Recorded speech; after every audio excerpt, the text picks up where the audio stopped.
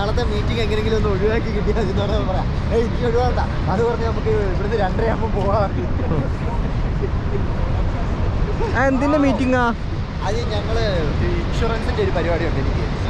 അപ്പൊ അതിനെ പറ്റിയുള്ള ഒരു ബോധവൽക്കരണവും കാനഡയിൽ എന്തൊക്കെയാണ് നമ്മൾ ഫിനാൻഷ്യലി നമ്മൾ എന്തുകൊണ്ട് ഇൻഡിപെൻഡന്റ് ആണ്, അങ്ങനെ കുറെ കാര്യങ്ങളൊക്കെ ഉണ്ട്.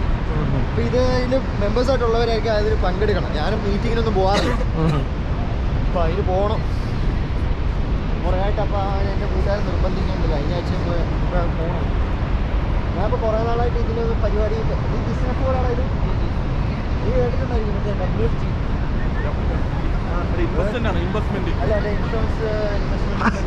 അല്ല, ആ ലൈറ്റ് ആരാ ഓണാക്കിയത്? അമേരിക്കക്ക് വേണ്ടിട്ട്. അമേരിക്കക്ക് വേണ്ടി ഈ ലൈറ്റ് എന്നാ?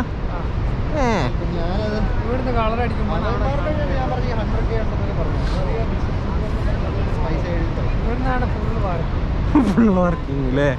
അതിൻ്റെ ഒരു അത്ര ഡിസ്റ്റൻസിൽ എത്തുന്നുണ്ടല്ലോ അല്ലേ?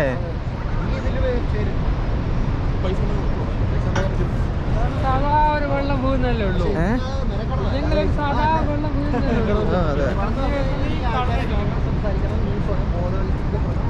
എല്ലാത്തിനെ പറ്റി അറിവുണ്ടാവണം. ലൈസൻസ് എടുക്കും ശരിയാണ്. എല്ലാം എന്ന് പറഞ്ഞാൽ ഒരു പ്രഭാതത്തിൽ തുടങ്ങാൻ പറ്റുന്ന പരിപാടിയാണ്.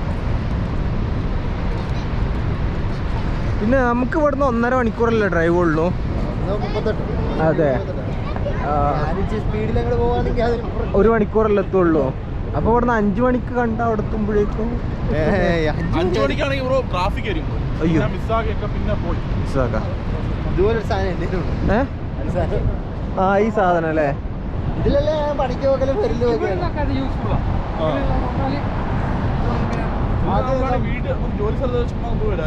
ഞാനതിലായിരുന്നു പോയിക്കൊണ്ടും വരുന്നോണ്ടും ഇരിക്കുന്നത്. ഓടിക്കുന്നവർക്ക് ഓടിക്കണം. ആദ്യത്തെ കുറച്ച് കാലത്ത് ഒരു ബുദ്ധിമുട്ടുണ്ടാവും എന്നുള്ളത് ഇങ്ങനെ നിൽക്കുന്നത്, പിന്നെ അതങ്ങ് ശീലമാവും.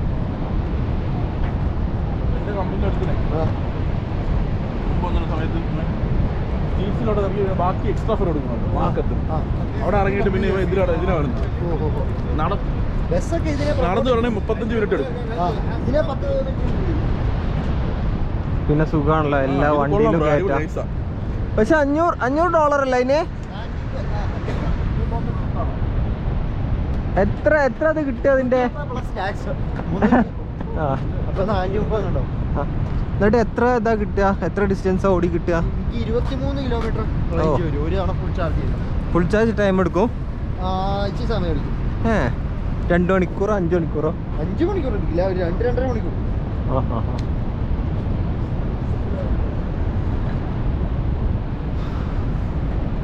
23 കിലോമീറ്റർ. ഇതൊന്നും നാട്ടിൽ ഇറങ്ങി തുടങ്ങിയില്ലേ? നാട്ടിൽ കുണ്ടും കുഴിയൊക്കെ ആയതുകൊണ്ടായിരിക്കും ഇങ്ങനെയുള്ള സാധനം.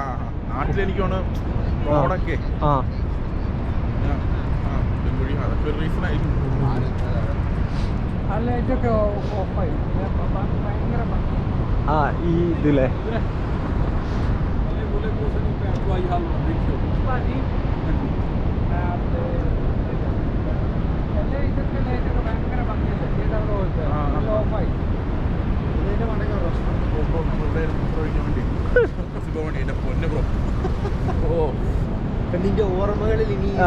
അല്ല, ഇവന്റെ ഓർമ്മകൾ ഇനി എന്നും വീഡിയോ കാണുന്ന ആൾക്കാർക്ക് ഈ ഒരു ഓർമ്മ ബ്രോ, അത് കോമഡി അതല്ല. എനിക്കത് വന്നിട്ട് ആദ്യം വാസിബ്രോയിൽ വന്നു, പിന്നെ ജോർ ബോയ്ക്ക് ഒരുമിച്ച്. അല്ലല്ല, ജവഹർ അവിടെ എത്തിയതിനു ശേഷമാണ് കേറുന്നേ. അവര് മിണ്ടാതെക്ക.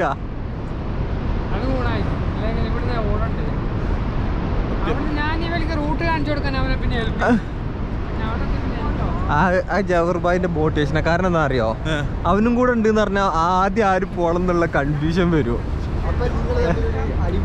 അടിപിടി വരും. അപ്പൊ നീ ഇങ്ങനെ ആലോചിച്ചിട്ട് തന്നെ ലാസ്റ്റ് നിങ്ങൾക്ക് എല്ലാവർക്കും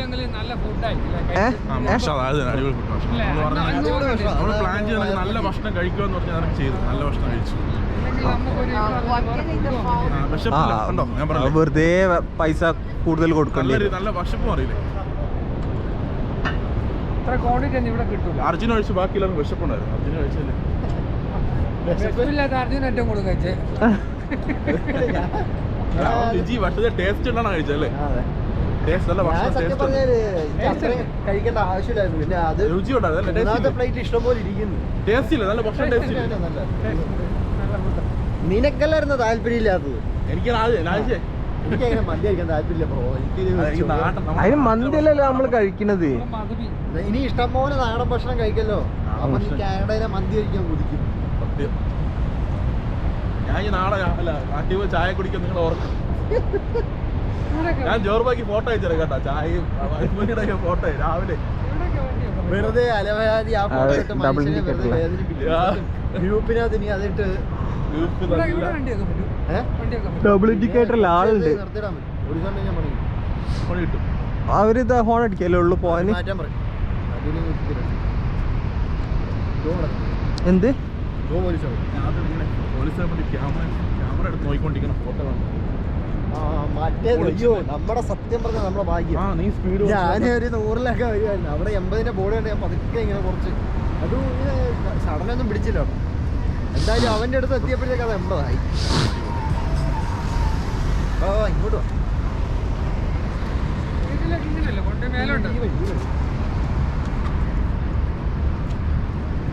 പാർക്ക് ചെയ്ത സ്ഥലങ്ങളൊക്കെ ഓർമ്മയുണ്ടോ? അതൊന്നും വിഷയമല്ല. ഇങ്ങോട്ട് നടക്കണം. ഞാൻ പിന്നെ ഇവിടെ ഈ വെള്ളച്ചാട്ടം കണ്ട് നിങ്ങൾ കറങ്ങിയിരിക്കുമല്ലോ എന്ന് വിചാരിച്ചു. പിന്നെ മറ്റിടത്ത് എന്തായാലും കാശ് കൊടുക്കും. പിന്നെ അവിടെ അങ്ങ് ഇട്ടാലും മതിയായിരുന്നു. അവിടെ ഇട്ടാ കുഴപ്പമില്ല. പിന്നെ അവിടെ ഒരു പാർക്കിംഗ് ഉണ്ട്, മറ്റേ ആ വീലിന്റെ പുറകെ അങ്ങോട്ട്. അവിടെ ഒരു സേഫ് പാർക്കിംഗ് ഉണ്ട്. അത് പിന്നെ എപ്പോഴും വാശം. രാത്രി നടക്കൊന്നുമില്ല.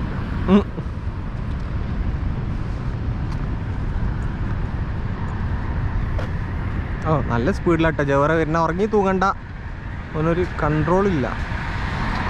അല്ല പോലീസിന്റെ മുന്നിലൂടെ അല്ല ഓൻ ഭയങ്കര ഫാസ്റ്റിലാണല്ലോ വരുന്നത്.